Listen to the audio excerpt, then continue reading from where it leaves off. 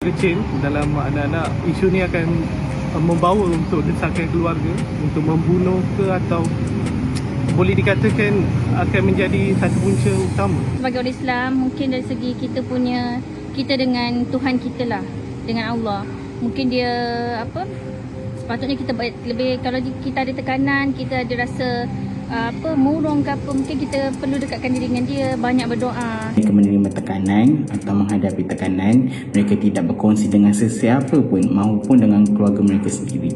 Bila mereka dapat tekanan baru, mereka tidak mampu lagi untuk tanggung dan boleh menyebabkan emosi mereka marah sampai mereka sanggup dan tergamak membunuh keluarga mereka sendiri.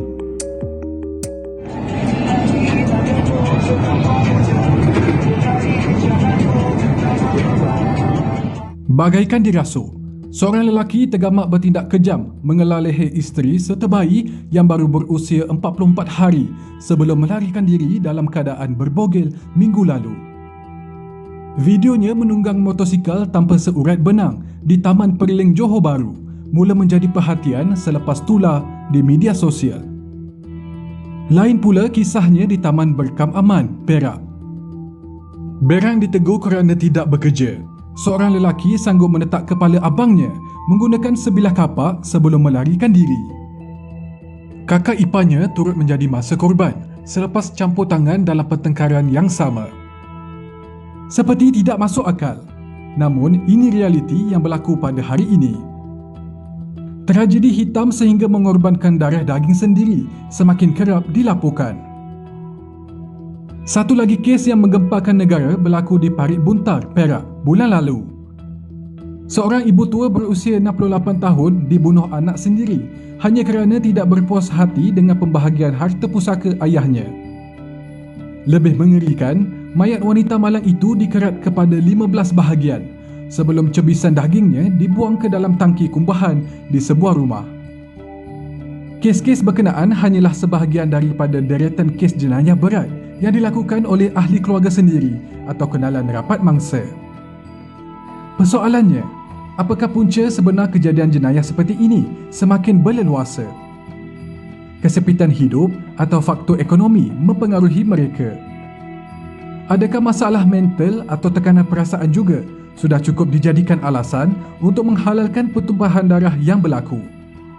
Isu ini wajar diberi perhatian serius kerana melibatkan kehilangan nyawa insan yang kita sayangi.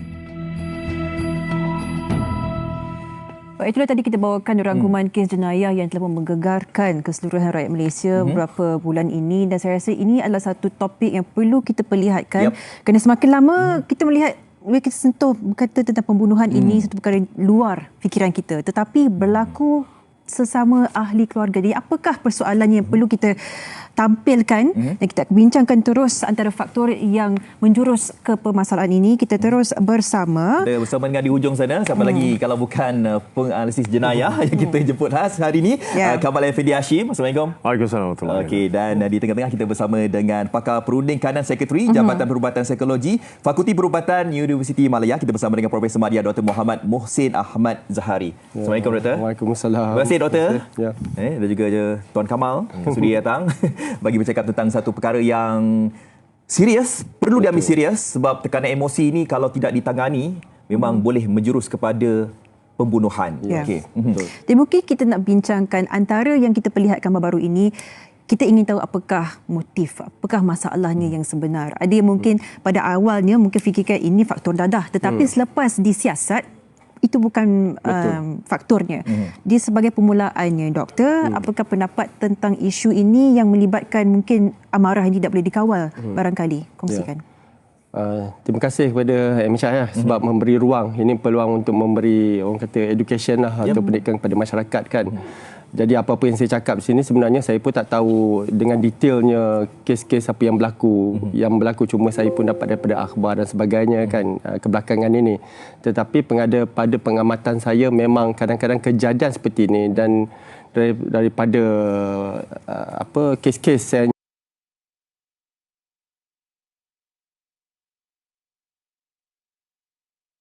hospital, masa saya memang hari-hari berjumpa dengan pesakit contohnya. Memang ada perlakuan-perlakuan yang kita tak duga boleh berlaku disebabkan oleh penyakit mental, tak dinafikan. Walaupun kalau cara amnya perlakuan jenayah yang dilakukan oleh mereka yang ada penyakit mental ni sebenarnya kecil. Itu kena where we come from, kita kena lihat persepsi itu. Bukannya orang yang ada penyakit mental tu akan berperlakuan jenayah, tetapi ada kalangan-kalangan mereka ni yang berisiko lebih tinggi. Okey, bergantung pada simptom ataupun gejala. Contohnya gejala dengar suara, halusinasi, auditory hallucination, mendengar suara halus. Nampak benda tak apa lagi, dia lari, dia takut, dia ingat hantu. Tapi dia dengar suara kata buat sesuatu yang di luar batasan normal masyarakat. Dia kata contoh ada dululah, bukan kes-kes yang terkini ni, tapi dulu ada kes macam contohnya kalau dia bunuh bapa dia ataupun dia penggal kepala ahli keluarga dia kata dia akan masuk syurga, orang yang mati tu. Jadi dia mendengar suara itu bertahun-tahun contohnya, dan kita tak tahu pada satu point dia mungkin bertindak ikut apa yang suara itu cakap, walaupun kalau kita cara logiknya kita ada penilaian lain lah dalam hidup kita. Kita tahu ini undang-undang, bunuh adalah satu kesalahan, tetapi pertimbangan dah lari sebab dah kerap sangat gangguan suara contohnya, tak dapat rawatan. Itu poin yang paling penting lah, rawatan tu di mana kita boleh discuss lepas ni. Dan akhirnya mereka terikutlah dengan suara punya command atau suruhan tu. Selain pada suara, satu lagi komponen penting, delusi. Dia macam kepercayaan ni, ataupun kadang kita panggil paranoia. Paranoid lah, kita rasa ada orang nak buat tak baik pada kita rasa sentiasa terancam. Ini dua elemen ini memang menimbulkan risiko perlakuan lebih ganas. Maknanya dia boleh bertindak dengan gangguan-gangguan emosinya tadi. Jadi itu faktor penyakit mental yang menyebabkan, tetapi perlu ada kadang-kadang ada faktor-faktor lain juga, sebab kadang-kadang dia ada pergaduhan, perselisihan faham, ada masalah kewangan. Jadi ditambah dengan faktor ni, jadi ada trigger-trigger itu yang boleh orang kata mengakibatkan seseorang melakukan sesuatu yang di luar kawalan mereka. Betul. Tetapi nak tanya kepada Encik Tuan Kamal sendiri, kita melihat human factor disebutkan oleh doktor. Tapi kita menyentuh tentang kemanusiaan. Naluri pembunuh itu, adakah dapat dikesan dalam diri seseorang daripada awalnya atau bagaimana? Kita semua ada naluri tu. Kita semua ada. Ya, kita dilahirkan dengan naluri yang sama. Kita ada survival misalnya, ya. Kalau kita tengok Maslow theory, dia ada cakap security perkara pertama dan sebagainya. Makanya itu memang berada dalam kita, daripada keturunan kita memang ada tu. Tetapi bagaimana seorang yang normal berfikir ialah daripada sini, ya, kemudian kita ada penebat panggil tu, civic engagement, moral obligation, religious factor, semua kita fikirkan sebelum kita lakukan sesuatu. Tapi bagi orang yang ada gangguan, misalnya pula pemangkitnya alkohol dalam dunia saya, kami mempunyai disiplin yang berbeza. Jadi dalam dunia saya dia kata pasal criminogenic content, ada alkohol, maka dia lebih memudah mempengaruhi seseorang. Ya, betul, sight, smell, sound boleh trigger sesuatu. Cara kami melihat mungkin berbeza tapi objektifnya sama. Okay? Sedang psikologis melihat kenapa seorang tu menjadi ini, reference dia ada orang ni skizo, cuba memahami perkara tu. Dunia jenayah melihat adakah dia bertanggungjawab atas perbuatannya. Baik. Kita selalu macam tu, dia kata ni bahasa pasar dia kata orang ni tak waras, gila, dia kata contoh. Tapi dunia jenayah kata macam mana pula kalau gila tahu kualiti parang ni tajam, boleh melukakan, kenapa tak ambil lalang tikam? Jadi dia sama ada dia tahu fasa perbuatannya atau tanggungjawab, itu perkara pokoknya. Dalam pada itu, undang-undang juga membenarkan pakar perubatan melihat seorang tu kan, mengkaji dia, membuat pemeriksaan, diagnose untuk dapati adakah dalam pada masa itu dia kurang waras atau hilang pertimbangan. Dia dua benda ni lah. Apa yang saya pun pernah jumpa ni, doktor. Dia mimpi. Skizo ni one of the thing, kalau saya tak silap, betulkan kalau saya salah. Mimpi itu dia tak tahu beza mimpi dengan reality. Dia mimpi atuk dia, makcik dia semua dah mati. Bila dia bangun pagi, dia tengok hidup lagi, setan ni. So itu penggal kepala. Because karakteristik dia kita nak tengok, kenapa kepala, kenapa tak potong tangan? Kerana macam tadi, ni syurga kalau potong ni, kan? So kenapa kepala? Kenapa tidak kaki? Kenapa tidak tangan? So inilah ceritanya. Ya, macam ialah doktor, kita memang risau tentang perkara ini semakin menular di karangan keluarga kita, tapi itulah dia, kita nak lihat daripada segi psikologi, daripada sifat penyakit mental ini. Kadang-kadang ada di antara ahli keluarga kita yang mungkin perasan benda itu tetapi mungkin tidak diberitahu kepada dunia luar tentang permasalahan keluarga yang dialami itu. Jadi bagaimana doktor tentang permasalahan antara keluarga ini yang tidak dikongsi kepada dunia luar ni?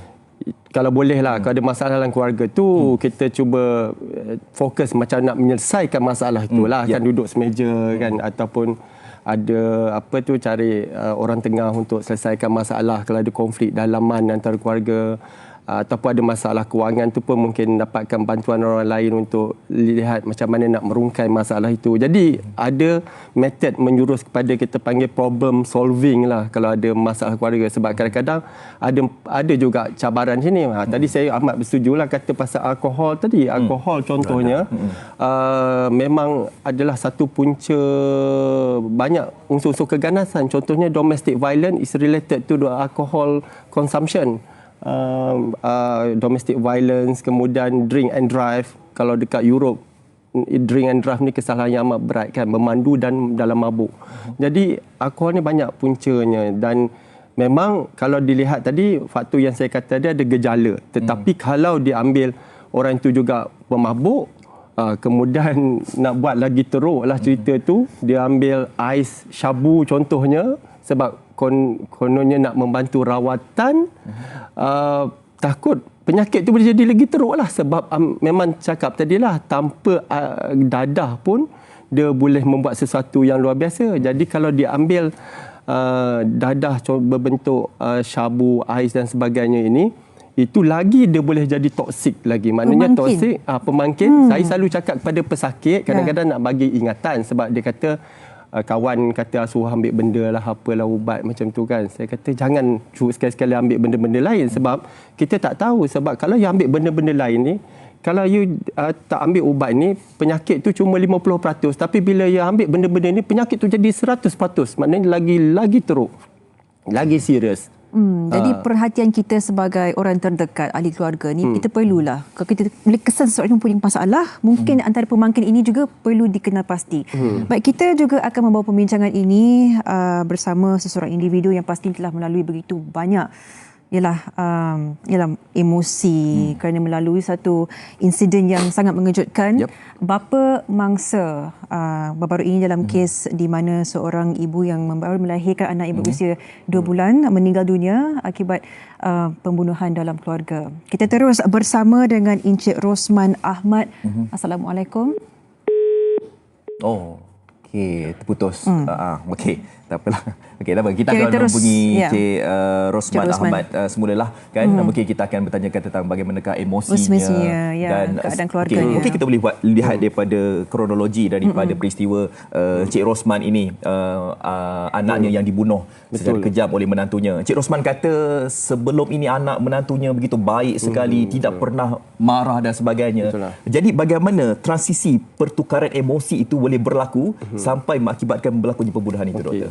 Itulah kadang-kadang masyarakat kita ni satu ada permasalahan lah, nak mengakui ada perubahan kelakuan dan sebagainya, tak dikaitkan dengan gangguan mental sebagainya. Ini kerana buatan orang lah, ini kerana masuk tempat yang keras lah, ini kerana sihir dan sebagainya, santau. Itu kepercayaan masyarakat kita. Sebab saya pun orang Melayu, saya pun boleh faham juga sikit sebanyak. Tetapi perlu diingat juga bahawa perubahan kelakuan ini boleh berlaku pada umur mungkin umur 18-19 tahun pun boleh, dan ada umur 20 lebih pun dia boleh jadi perubahan kelakuan ini disebabkan penyakit. Dan dia start mempercayai bahawa ini buatan orang dan sebagainya, dan ini sebenarnya bukan buatan orang, ini sebenarnya adalah elemen penyakit yang saya kata permulaan tadi, simptom-simptom gejala. Cuma masyarakat kita dari segi budayanya kita attribute kepada kepercayaan spiritual dan sebagainya. Di diagnosis itu memainkan peranan yang cukup penting ya. Kita terus akan bersama dengan Encik Rosman, tapi nak tanyakan kepada Tuan Kamal sendiri, melihat insiden ini, saya pasti ialah dalam kekeluargaan satu perkara yang tidak boleh kita fikirkan tetapi sudah pun berlaku. Jadi bagaimana Tuan sendiri melihat ialah dalam keluarga yang dilihat begitu tenang dari luar, boleh berlaku insiden seperti ini? Ada dapatnya faktor trigger point pada satu ketika yang mungkin tak dapat dilihat? Okey, tapi sebelum jawab tu, Cik Rosman dah ada talian. Okey, kita hold dulu soalan tu. Kita terus saja nak bersama dengan Cik Rosman. Assalamualaikum. Cik Rosman, Assalamualaikum. Putus lagi. Okey. Baik. Apa tadi tanya? Siapa? Oh, dah bercakap sendiri dah. Risau dia kan. Saya dah bercakap sendiri dah. Jangan orang kabar. Okey. Tu Kamal boleh jawab soalan Sofia tadi. Okey, satu perkara yang kita hampir semua orang ada ialah keluarga terdekat, sama ada saudara mara ataupun keluarga sintetik, kawan ke apa semua ni. Jadi yang sinilah lebih mudah dalam sebab dia dah tahu keadaan tempat di mana letak itu dan ini ya. Hubungan intim tu yang menyebabkan selalunya dalam keluarga, tetapi ada juga kes-kes yang di luar, khususnya bagi mereka yang tak makan ubat, betul. Bila tak makan ubat dia amplified benda tu, right? Saya ada kawan, dia okey je, boleh main pingpong, boleh apa, boleh berbual apa semua, interact. Tapi kalau dia tak makan ubat, kadang-kadang pukul 2 pagi orang telefon kan, dia dah bercakap dengan telefon. Terima kasih kerana bagi tahu, itu memang mesej saya juga hari ini. Dia angkat telefon, "Hello mak, mak buat apa tu?" Mak dia dah lama meninggal. Bila tak makan ubat dia jadi tu. Bila makan ubat dia normal je. Dia mungkin macam inilah kalau tak makan ubat ni, okey je ya. So inilah yang berlaku dalam kita punya. Dia boleh berlaku di mana-mana saja sebenarnya, Sofia. Tak semestinya dalam keluarga, tempat kerja boleh jadi. Kan? Jadi pasal halusinasi ni satu yang tak nampak. Kalau orang mabuk kita nampak fizikalnya. Tapi persoalan saya di sini, penyakit skizofrenia yang antara orang kata penyebab yang dikenal pasti, tetapi ini penyakit yang sudah lama ada dalam masyarakat kita di seluruh dunia. Mengapa kini pada ketika ini trend mengelar, membunuh ahli keluarga sendiri semakin tinggi? Adakah terdapat satu faktor?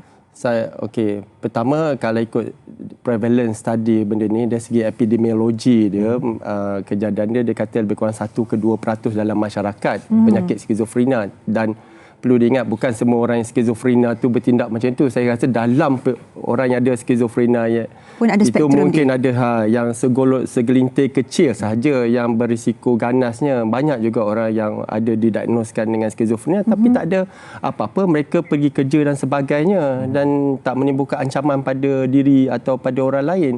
Adalah faktor lain. Tadi ambil ubat tu faktor yang amat penting tu. Memang dia faktor berkait dengan mengurangkan risiko seseorang untuk berkelakuan luar batasan tu.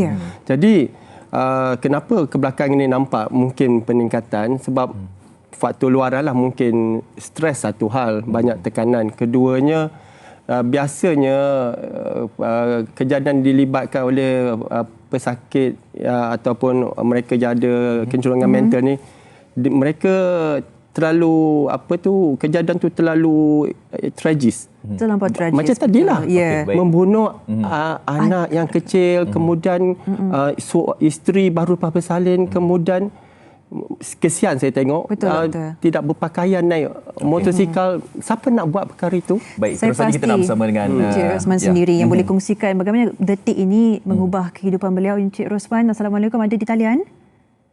Ya, saya masih di talian. Finally. Encik Rosman, dikongsikan Encik Rosman dan keluarga bagaimana ketika ini?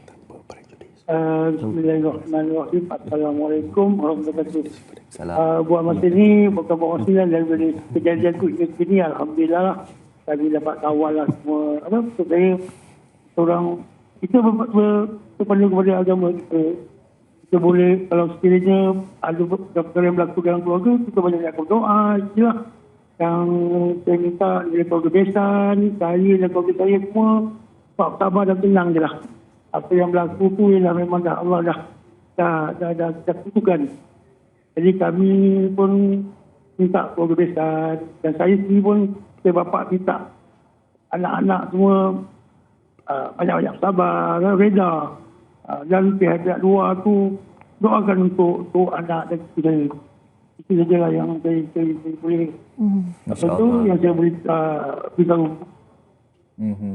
Okey, mungkin Cik Rosman, mungkin ramai yang dah pun bila terbaca, dah pun mengetahui sifat menantunya ini terlalu baik, sampaikan Cik Rosman sendiri tidak terjangka boleh terjadinya peristiwa sebegini rupa. Apa yang mungkin Cik Rosman nak kongsikan tentang perihal menantunya ini? Okey, ini berkenaan dengan rumah tangga. Rumah tangga, anak perempuan adalah anak saya, anak lelaki adalah keluarga besar. Jadi saya tak naklah buat spekulasi yang andaian sendiri lah. Saya tengok menantunya adalah dia punya hubungan dengan kami tu rapat. Hari-hari diorang bertemu dengan kami lah. Sebab kami kan buat usaha dan catering. Jadi hari-hari bertemu dengan diorang. Jadi tak ada apa yang kami nak curigakan. Tak ada nampaklah pergaduhan ke, tak nampaklah macam ada pertengkaran ke, tak ada. Jadi itu memang benda berjalan seperti keluarga biasa lah. Jadi apa yang berlaku pada keluarga mereka yang lebih mendalam kita tidak tahu. Jadi tak berani lah. Baik, sehingga kini Cik Rosman menjaga kekuatan institusi keluarga itu, kami ialah betul-betul menghormatilah dan kagum dengan kekuatan Cik Rosman sendiri mampu memaafkan. Kita ucapkan terima kasih Cik Rosman sudi meluangkan masa memberikan ini. Semoga tabah menghadapi segala ujian ni Cik Rosman. Assalamualaikum. Baik, kembali ke perbincangan kita kan, kita melihat ialah ini kekeluargaan. Jadi mungkin satu take away message, satu nasihat, satu perkara yang perlu kita lihat dalam institusi keluarga untuk memastikan tiada lagi berlakunya insiden seperti ini. Apakah nasihat yang boleh diberikan doktor dan juga Tuan? Saya rasa kita kena kekalkan budaya baik dalam keluarga lah. Walaupun saya kata budaya tadi macam tidak mendapat rawatan sebab kepercayaan kita mengelak daripada mendapat ambil ubat dan sebagainya. Tapi ada juga elemen baik dalam budaya kita. Contohnya keluarga yang rapat, saling hormat menghormati. Jadi kita buka telinga untuk kalau ada ahli keluarga yang bermasalah, contohnya kita jangan tunggu masalah tu jadi besar dan sebagainya. Dan keduanya, setidaknya kadang-kadang bila seseorang dalam keluarga tu open up tentang masalah kan, dia tak buka pada semua orang, pada orang-orang tertentu. Jadi kalau banyak yang mendengar, mungkin salah seorang ni mendengar perkara yang perlu didengari itu dan difahami. Terutama macam kalau ada susah kan kalau ada orang pengalaman kata ada orang nak bahaya dekat diri dia ataupun ada suara yang dia dengar. Mula-mula mungkin dia tak cerita dekat orang, tapi dia akan bercerita pada orang yang tertentu sahaja. Jadi kita ambil perhatian apa yang dikongsi itu. Tuan Kamal? Tanpa prejudis kepada mana-mana kes yang sedang disiasat ataupun tu perbualan kita dari awal tadi, hak membentangkan diri bagi orang yang berdepan dalam krisis sedemikian wujud. Bermakna saya tidak perlu tahu sama ada orang tu skizo ke, dia paranoia, dia mabuk ke. Hak membentangkan diri saya wujud pada ketika itu. Katalah dia bertindak agresif dan menyerang kita, apakah kita tahu atau tidak dia ada skizo, boleh tak kita membentangkan diri? Untuk makluman, ya, undang-undang ada peruntukan itu. Dan dia pun akan diproses pakar perubatan. Dalam mahkamah besok pun dia boleh mengemukakan dia punya pakar untuk bercakap tentang penyakit atau diagnos yang dia ada. Tetapi kita yang berdepan dalam ini, situasi ini, seperti doktor kata tadi, tolong dapatkan rawatan perubatan. Ini sangat penting. Yang kedua, kalau berdepan dengan itu, jangan bimbang. Hak membentangkan diri anda diawet oleh undang-undang. Anda memilikinya di bawah Seksyen 99 dan Seksyen 100 Kanun Keseksaan. Dengan itu kita ucapkan terima kasih, setinggi-tinggi terima kasih kepada Tuan Kamal Effendi Hashim, penganalisis jenayah, dan juga Profesor Madya Dr. Muhammad Hussein Ahmad Zahari, pakar perunding kanan psikiatri. Ini adalah satu perbincangan yang pentinglah, getir ketika ini supaya kita boleh tahu cara untuk melindungi diri kita, apakah hak kita dan juga melihat apakah masalah dalam keluarga kita sendiri. Ada mesej-mesej penting yang telah diberkatakan oleh doktor dan juga Tuan Kamal tadi. Anda harus memaklum, dan kadang-kadang ada di antara kita yang tidak tahu sebenarnya kita ni berpenyakit. Gangguan emosi ini akan berlaku di persekitaran kita. Jadi segeralah jumpa dengan doktor kalau kita tidak mampu untuk menangani sendiri. Okey, kita berhenti berehat dan selepas ini kita nak